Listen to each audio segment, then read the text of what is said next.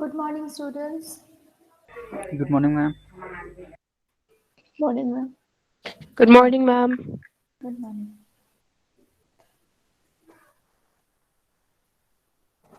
We were discussing the arbitrage mechanism, right?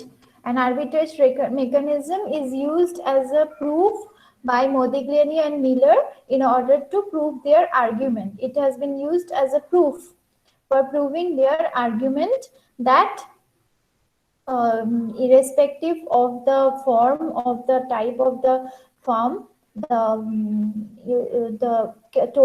weighted average cost of capital and the value of the farm are independent. That means they are not affected by the movement or the types of of two different types of farms. If they have leverage or no leverage, that is not dependent, that is not a factor of affecting the total value or the weighted average cost of capital of the farm. Then we started with the explanation, but that day a lot of difficulties were arising, so I could not explain it properly, so I will explain it once again. All right, but we will not do the reverse side of the arbitrage mechanism. We'll just do the front side. If we do the reverse side, you will be confused. So let us go clearly and in an easy way. Okay. So before explaining the arbitrage mechanism, we need to take an example. If in your examination also the question comes that define arbitrage process. So first we will explain it in few lines, just like the way it is mentioned. It is explained in this link.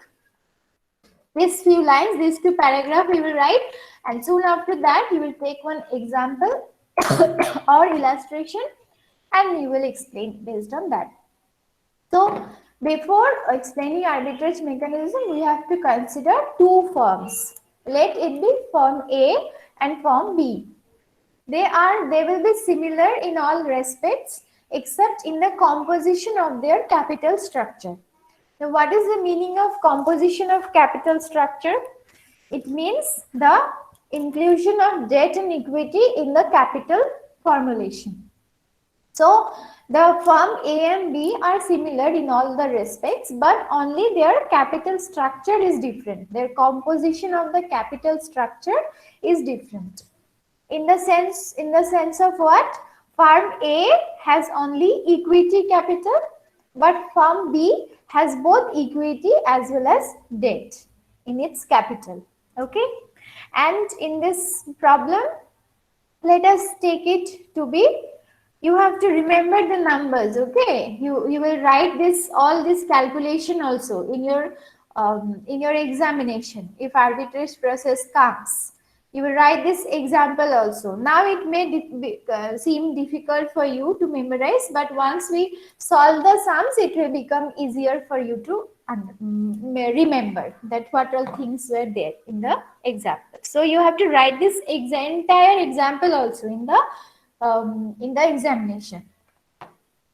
So why I'm saying it is important to write, because here the percentage of the equity capitalization rate is mentioned, then value of the firms are mentioned. So when you're explaining arbitrage mechanism, these rates are required. That's why. Okay. So from this table, let this be a table where you have explained the problem. So from the table, it can be learned that value of the levered firm B, which is having debt capital, is more. How much more? It is 33,333 more. Can you see the line? Total value of the firm B is 5 lakh for firm A, then 5,33,333 for firm B. In the example only I am pointing out. See the second last item in the table. It is 5 lakh for firm A, but 5,33,333 for firm B. So it can be learned from this example that value of the firm which is having debt in its capital is having a higher value.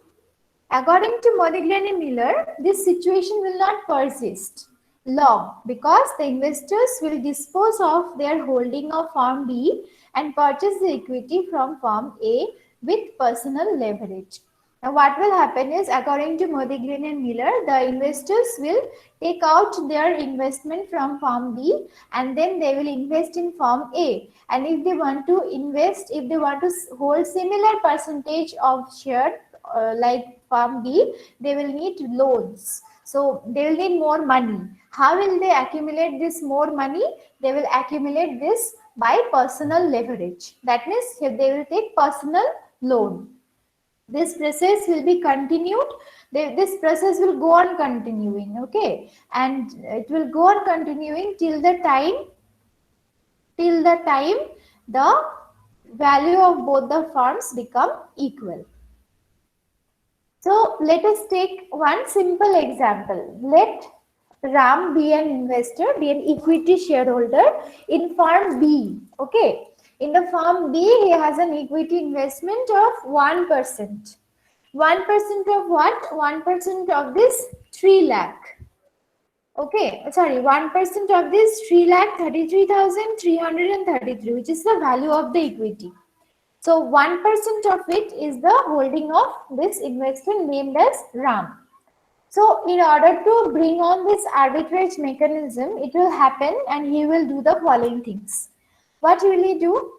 At first, he will dispose of his equity of firm B for rupees 3,333. This is his holding because 1% of 3,33,333 is how much? It is 3,333. Did I mention the figures correctly just now? Value of the equity is how much? 3,33,333. So 1% of this figure is how much? 3,343. So this was his holding in firm B. So he will dispose of his equity. He will sell off his equity for 3,333 in the market. Thus, he is free of his investment in firm B. Now, he wants to hold 1% in firm A. So 1% in firm A means how much amount? Market value of the equity of firm A is 5 lakh. So 1% of it is 5,000. So he wants to hold 5,000 in firm A. But he has only 3,333. So how much he is falling short? As a whole figure, we can say he is falling short by 2,000 rupees. Isn't it? As a whole, if we take a round figure, he is falling short of rupees 2,000. So how will he get this 2,000? He will get this 2,000 at a loan. Okay, he will take a loan of 2,000 at the 5% interest from personal loan account. He will get it at a 5% rate of interest. Okay. So he will purchase by having 5,333.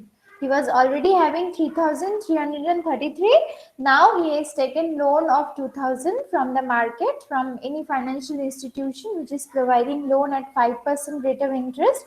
Thus he is having 5,333.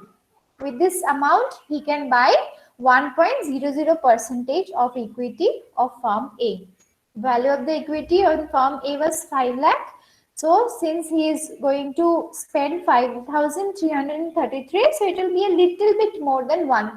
It will be 1.00% from firm A. By this, what will happen to his net income? Since he has invested at 1% equity, that means his return is also going to be 1%, right? His return is also going to be 1% of the investment, of his investment. So he has invested 5,333. So return from this 5,333 is going to be 1% of it. So 1% of it means 533. Return from the firm A is going to be 533.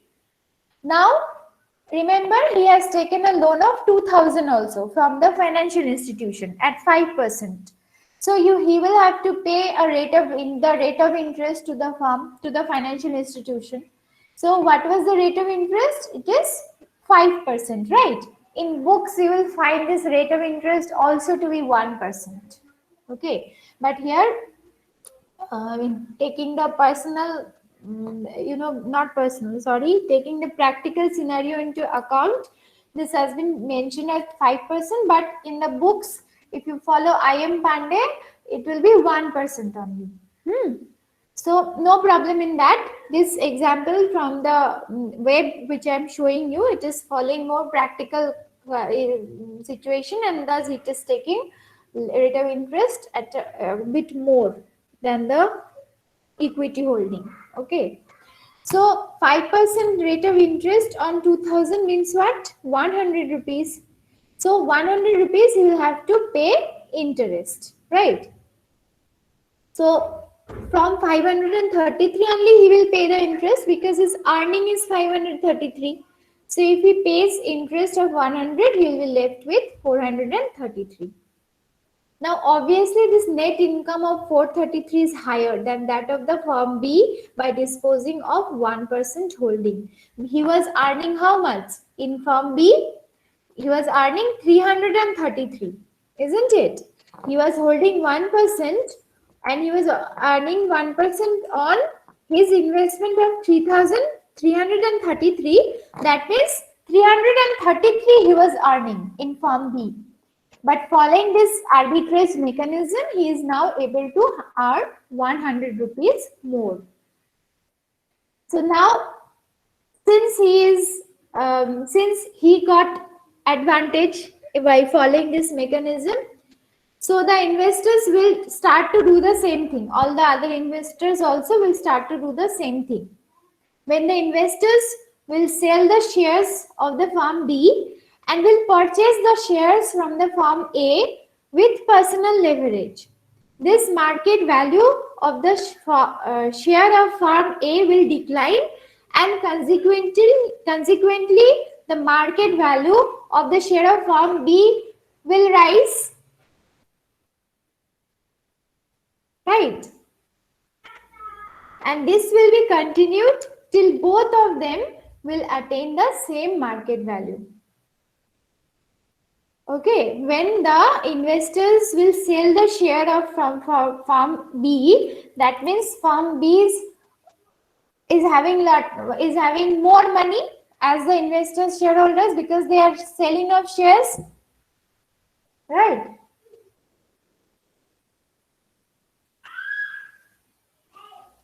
Actually, this is not so. It should be firm B. It should be firm B. Firm B's value was more, no? I'll give you different note, okay? I'll give you different note, but for now you just try to understand by looking at the example. I'll not share this note. I'll make a note from my own and then we'll share with you. Okay, using the book, I will make a note and then we'll share with you. Now you try to understand first, huh? Now you can see that by taking off his investment from firm B, when this investor is investing in firm A, he is able to make 100 rupees extra, right? Now this process will go on continuing. Now since he is withdrawing his money from firm B, the value of this equity is going to decrease, right? Value of this equity is going to decrease because he is withdrawing his money from here, isn't it? He's selling of the share and is withdrawing money. So this value is going to decrease. And not only one investor seeing his benefit, the other investors will also start doing the same thing. And that is how the value of the firm B, which was more than the value of firm A, will decrease now. And it will go on decreasing until and unless it reaches the same value of firm A. And after reaching that same value of firm A, then still, if more investors do the same thing, the value of firm A will increase now. Isn't it? Value of firm A will increase now because more investors will buy shares of firm A. That is why the value of firm A will go on increasing now. Now, if it is increasing, then again the investors will do the same thing. They will withdraw their money from firm A and they will go to firm B in order to take that advantage of money. Okay, so when again they will go to firm B, then again the value of the firm A and B will become equal, and soon after that the value of firm B will increase, and again that process will come. Again the investor will take off their money from firm B and will invest in firm A. This will keep on going until and unless both the values of the firm becomes equal. That is why this arbitrage mechanism, which is completely dependent on the behavior of the investors, is a strong proof for hypothesis, who says that the total value of the firm is not affected, or it is an independent mechanism. It does not depend on any other thing other than your market scenario and all that, in which market it is operating, what types of firms it is. It is independent of that, and it is also independent of the fact that leverage is included in one firm, leverage is not included in other firm. It is independent of all those facts, because the investors will behave in this way and they will themselves bring the value of both the firms to an equal state. Understood? Is it understandable? Please unmute and tell me. Is it understandable? There's a mistake in this paragraph, and there was also a mistake in the first paragraph. So do not write the note from this link. I'll give you a different note, okay? I'll write it in a Word document and then we'll share it with you. But when you are explaining arbitrage mechanism, try to explain with the help of an example. This was a reverse example. We will not study this. You will be confused with this. If you understand arbitrage mechanism, it is more than enough. No need to understand the reverse of it. Okay. Then there are some criticisms also in hypothesis. First point says that there is prevalence of transaction cost, which was ignored in hypothesis. It was mentioned that there is no transaction cost. Then assumptions of borrowing and lending by the firms and the individual at the same rate of interest is also a matter of concern. See, I wanted to focus on this actually. It is not given in this explanation. So tomorrow again I will take up this topic, okay? And there you will see that the firms and individual are able to borrow at the same rate of interest. This rate, 5%. This 5%, 2000 the investor was borrowing at 5% rate of interest. This was considered to be same as this rate, 2 lakh. When the firm B was borrowing 2 lakh, it was borrowing at 5% only. Debt capitalization rate is 5%. So that means what? Both this firm and an individual is borrowing at the same rate of interest, which is not so. Institutional loans are quite cheaper than the personal loans. It is in fact quite cheaper than the personal loans, right? So this was not a practical consideration in arbitrage mechanism. Understood? Are you getting my point? This in 2000, when the investor borrowed at 5%, this 5% is exactly same at the debt capitalization rate of firm B. They also borrowed at 5%. So this is not the fact. Institutional loans are available at a cheaper rate than the personal loans. So, but in hypothesis, in arbitrage mechanism, this has been ignored. Then institutional restriction. The arbitrage process is retarded by the institutional investors like Life Insurance Corporation of India, commercial banks, UTI, etc. That is, they do not encourage personal loans. At present, these institutional investors dominate the capital market. So, this personal loans, availability of the personal loan easily in the market is also not a fact. If institutional investors are taking a loan from these corporations, from these organizations, they cannot take the loan on personal basis at the same rate of interest. This cannot happen. So that is why institutional restrictions phenomena plays an important role in the criticism of hypothesis. Then personal or homemade leverage is not the perfect substitute for corporate leverage. This is same like the second point.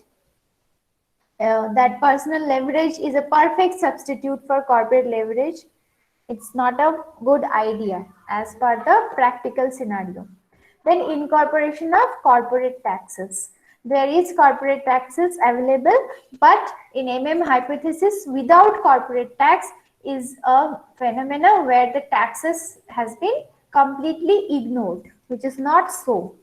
That is why, after, although this point was removed afterwards, and hypothesis has came up with corporate taxes also. So two things you have to study. One is hypothesis without taxes and hypothesis with taxes.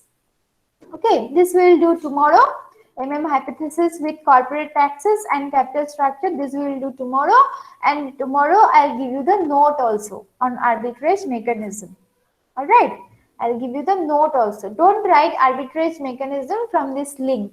There are some confusions, there are some needed information which has to be shared but not shared. So, you will write all the other theories from this link, but you will not write a arbitrage mechanism from this link. I'll give you that. And tomorrow again we will do this corporate hypothesis with corporate taxes. Okay. Yes. Anyone wants to tell me anything?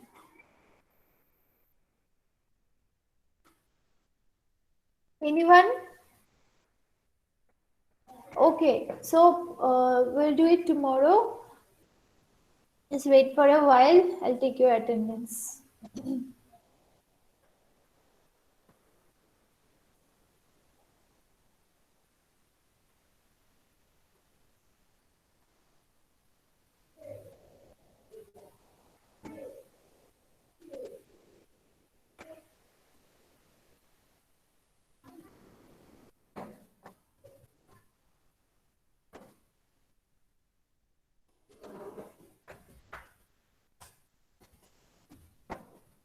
Respond, please. Abhijit? Abhijit? Present, ma'am. Abhishna? Anurag? Aryan? Yes, ma'am. Yes, ma'am. Ashish? Yes, ma'am. Ashmita? Vivechna? Debrupa? Harshita? Present, ma'am. Ishika Chaudhary? Ishka Agarwal? Kajal? Kasar? Present, ma'am. Present, ma'am. Khushi? Trizan? Present, ma'am. Mahima? Mamta? Yes, ma'am. Present, ma'am. Ma'am, I'm present. Yes. Muskan Prasad? Muskan Gupta? Present, ma'am. Namrata? Yes, ma'am. Nidhi? Present, ma'am. Nitesh? Parnudeep? Pavan? Prashil? Pratiksha Chhetri? Present, ma'am. Pratiksha Giri? Priyanka? Present, ma'am. Pooja? Rahul? Yes, ma'am. Rajat? Ramkrishna? Rohit Bansal? Rohit Pandey? Sagar? Salina? Shalini? Shruti? Siddhant? Saurav? Present, ma'am. Shobhit? Supriya? Suraj? Swayam? Present, ma'am.